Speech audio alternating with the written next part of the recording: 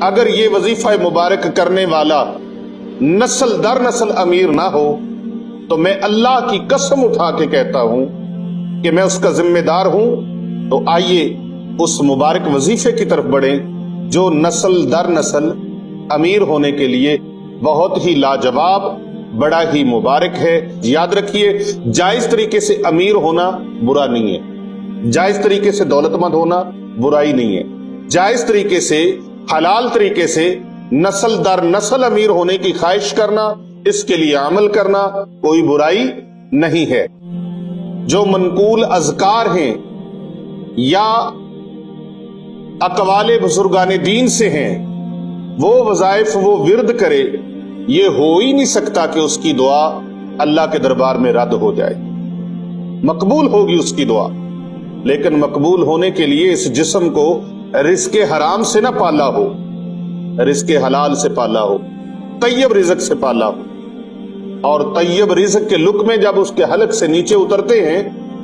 تو پھر وہ دل سے جو دعا مانگتا ہے وہ اللہ کے دربار میں قبول و منظور ہو جاتی ہے۔ تو آئیے اپنے مبارک وظیفہ کی طرف بڑھتے ہیں کہ اگر کوئی شخص چاہتا ہے کہ وہ نسل در نسل امیر ہو جائے، وہ بھی امیر ہو جائے، اس کی نسلیں بھی امیر ہو جائیں، اس کی دولت کسی صورت کم نہ ہو، ختم نہ ہو، بلکہ بڑھتی رہے، تو اس کے لیے یہ بہت مؤثر عمل مبارک ہے اور اتنا پرتاثیر عمل ہے کہ بعد نماز فجر آپ نے اس کو شروع کرنا ہے، باوضو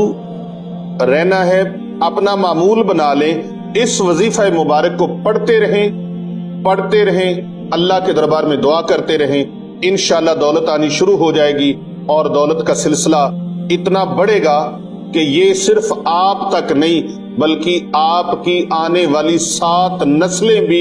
بیٹھ کر یہ رزق کھائیں گی، رزق ختم نہیں ہوگا۔ وظیفہ مبارک کیا ہے؟ پارہ نمبر 1 سورۃ البقرہ۔ سورۃ البقرہ کی آپ نے روزانہ تلاوت کرنی ہے بلا ناغہ، باوضو روزانہ سورۃ البقرہ کی تلاوت کریں، اور اگر پوری سورۃ البقرہ آپ تلاوت کریں تو بہت عالی شان ہے، بہت عالی شان ہے۔ اور اگر کوئی مجبور ہے پوری کی پوری سورت اس سے پڑھنی نہیں جاتی تو وہ پوری کی پوری سورت روزانہ سنا کرے